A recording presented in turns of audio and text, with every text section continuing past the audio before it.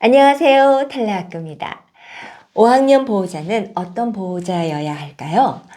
먼저 5학년의 발달 키워드를 살펴보면 한마디로 자부심이라고 하겠습니다. 3학년에서 자기에게 신경이 쓰이고 주의가 맞춰지는 자의식이 생기고 4학년에서는 자신에 대한 정보를 쌓아 주관적이나마 자기 개념이라는 인식이 생기죠. 셀프 발달 측면에서 5학년은 자부심이라고 할 수 있습니다. 비슷비슷하게 들리지만 성장과 발달이라는 게 꼬리에 꼬리를 물며 이어지는 것이기도 하고 반복하여 확대되는 나선형이기도 해서 돌아가며 다시 이야기되어집니다. 하지만 날마다 보는 어린이가 사실은 조금씩 커가며 달라지는 것처럼 같은 셀프에 대한 개념도 발달과 함께 다른 측면을 가지니 함께 생각해 주셨으면 좋겠습니다. 자부심을 말씀드리기 위해 소개하고 싶은 철학자가 있습니다. 감정을 이야기한 스피노자입니다. 스피노자는 48가지의 감정을 철학적 고찰을 통해 풀어놓았는데요. 그 중에 자기 긍정이 있습니다. 자긍심이라고 해도 좋고 자부심이라고 해도 좋습니다. 인간이 자기 자신과 자신의 활동 능력을 고찰하는 데서 생기는 기쁨? 이 그것입니다. 어떠십니까? 자기를 이렇게 보니 내가 해낸 것을 보니 그래도 괜찮구나.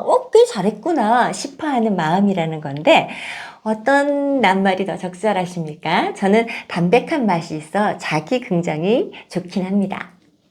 그런데 5학년 키워드를 자기 긍정이라고 하지 않고 자부심이라고 한 이유가 있습니다. 5학년은 다시 반감의 시기입니다. 아동기의 절정으로 신체적 기능이 왕성하고 직관적이고 본능적인 활동이 활발하게 일어납니다. 마음은 그에 따라 격정적으로 요동치고요. 무슨 말이냐 하면 어린이로서 몸으로 할 수 있는 모든 것을 가장 잘하는 때라는 겁니다. 그래서 자기가 하는 활동과 자신을 전적으로 동일시하게 됩니다. 아마 5학년하고 어른이 몸으로 하는 무언가 기능을 배우게 된다면 5학년이 훨씬 더 잘 배울걸요? 그런 엄청난 능력이 있는데 자랑쟁이인 어린이가 가만히 있겠습니까? 그게 나라고 자기 자신에 대한 강한 자긍심, 자법, 자부심을 가지게 되지요. 그리고 그걸 가장 아름답고 완벽하게 해낼 수 있는 것도 이 시기 어린이의 자연적인 힘입니다.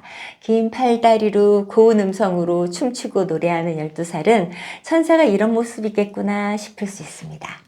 자부심에 심취하는 게 이때인데 마음대로 마음껏 안 되는 것이 또 현실이지요. 달리기를 잘하고 싶다고 다 잘 달릴 수 있겠습니까? 공부를 잘하고 싶다고 다 잘 될까요? 이상과 현실의 차이도 크고 개인들 사이의 간격도 눈에 띄게 나는 때가 5학년이기도 합니다. 그러니 잘못한 건 숨기거나 깊은 열등감으로 누르게 되겠지요. 또 한편으로 그걸 보상하려는 마음에 잘하는 건 더 잘하는 듯이 굴고 남들이 잘하는 건 별것 아닌 듯이 무시하고 그럽니다. 어른이 만든 세상에서 어린이는 여전히 초대된 사람으로 주인공이 아니니 자부심이 필요한 5학년은 그런 세상은 관심도 없는 척 지루한 척 해버립니다. 힘세고 삐딱하고 말 안 통하고 무리지어 반항하는 5학년의 세계가 열립니다. 5학년을 더 이해하기 위해서는 뇌 발달을 잠시 들여다볼 필요가 있습니다. 이 그래프는 뇌 발달이 영역에 따라 고르게 이루어지는 게 아니라 어떤 영역이 먼저 발달하고 어떤 능력은 늦게 발달한다는 걸 보여주고 있습니다. 그래프에서 위쪽 선은 대뇌 변형계 발달을 그린 곡선입니다. 아래선은 전전두엽 발달이고요. 아시다시피 대뇌 변형계는 감정과 본능의 원천인 부분이며 최근 연구에서는 해마와 함께 장기 기억에도 관여한다고 합니다. 특히 감정과 관련된 생각을 담당하고 있어서 감정의 뇌라는 별명이 붙어 있기도 하죠. 전전두엽은 가장 늦게 발달되는 영역으로 이상적 사고, 언어, 고차원적인 사고 능력이 발휘되는 부분이라고 했습니다. 문제 해결 능력과 통합적 사고 능력까지 포함되어 있어 사고의 뇌라고 불리기도 하고요. 이 중에서 뭐가 더 중요하다고 할 수 있겠습니까? 감정과 사고 모두 건강하게 발달하는 것이 가장 좋지요. 그리고 우리 어린이들은 그렇게 커갈 겁니다. 그런데 문제는 시기입니다. 출발점과 마지막 곡선 끝 만나는 지점은 같지만 성장하는 가운데 부분에서 두 영역의 발달이 차이를 보입니다. 그 차이가 가장 벌어지는 때가 사춘기인 청소년일 때입니다. 15살에서 17살까지 무슨 말을 못하는 시기. 내 아이인데 남의 아이보다 더 이해가 안 되는 시기. 그렇게까지 화낼 일이야? 부모가 무슨 죄인이야? 하는 때 말입니다. 그때 내 아이의 뇌를 보면 대뇌 변형계는 거의 최고 순으로 발달되어 감정이 충만하고 일렁일렁거립니다.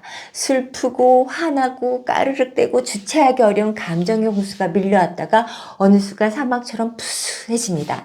어떨 때는 내가 왜 이러는지 몰라 방콕하고 이불킥하며 후회하기도 하고요. 감정을 받아들이고 조절하며 생각과 조화롭게 통합하는 전전두엽의 발달이 늦어져서 그렇습니다. 청소년 때의 차이가 이 정도라면 그보다 어린 5학년 때는 이쯤이겠죠. 보시다시피 이때도 차이가 만만치가 않습니다. 게다가 이때는 감정도 사고도 더 덜 발달되어 있습니다. 감정은 더 분화되어 있지 않고 있다는 뜻입니다. 화도 짜증이나 불쾌함, 서운함이나 분개, 억울함 같이 다양한데 분화가 덜 된 감정은 그냥 쉽게 화! 이렇게 느끼기 쉽다는 말입니다. 전전두엽도 청소년보다 덜 발달되었으니 화가 난 이유도 모르겠고 화가 난 상황의 통찰도 어렵습니다. 여기서 한 발 더 나가겠습니다. 5학년은 아동기의 절정이라고 하지 않았습니까? 신체적으로 기능이 가장 활발한 때라고요. 그러니 감각기관도 어릴 때보다 더 발달되었겠죠. 세상의 감각이 전보다 더 뚜렷하고 다양하게 다가옵니다. 세상이 생생하게 느껴지는 겁니다. 그런데 이걸 받쳐줄 전전두엽은 아직 따라오지 못하는 거죠. 이걸 어떻게 체계적으로 받아들여야 할지 몰라 예전처럼 그냥 생각합니다. 이걸 그림적 사고라고 합니다. 전조작계의 상상의 세계, 현상적 이해보다는 판타지적 개념인 겁니다. 구체적 조작기라면서요? 하실 겁니다. 감각은 충분히 구체적 조작을 받아들이는데 개념적 사고는 그에 따르지 못해 사실적 감각과 그림적 사고가 병존하는 상태라고 할 수 있습니다. 앞서 말씀드린 현실과 이상의 차이하고 비슷하고 세상은 정상인데 내가 이상한가? 혼란스러울 수도 있고 에랑 모르겠다. 나는 나대로야. 막 생각할 수도 있습니다. 5학년이 반감의 시기라는 게 다가오십니까? 이런 혼란은 어린이가 자신을 똑바로 세우는데 어려움을 겪게 합니다. 이럴 땐 어떻게 해야 하는지, 저학년 때처럼 보호자, 교사의 말을 따르면 되는 건지 또 그러고 싶지는 않고 그래서 5학년 어린이가 선택한 것이 또래입니다. 하지만 다들 비슷한 상황이지 않겠습니까? 그러니 하는 행동이 독인 객인입니다. 쉽게 몰려다니며 낄낄거리고 하지 말라는 행동을 힘을 합쳐 저지르고 엄마 아빠는 내 마음을 몰라주는데 친구들은 이해해주는 것 같고 그렇습니다. 그래서 이 시기 어린이는 자신의 소신, 양심을 지키기가 어렵습니다. 무리가 흐르는 대로 그러면 안 될 것 같지만 따라하게 되고 돌아보면 찝찝한 마음이 들고 그렇습니다. 이걸 저는 양심과 정치의 대립이라고 말합니다. 마치 2학년에서 나왔던 태조와 대립 같은 거지요.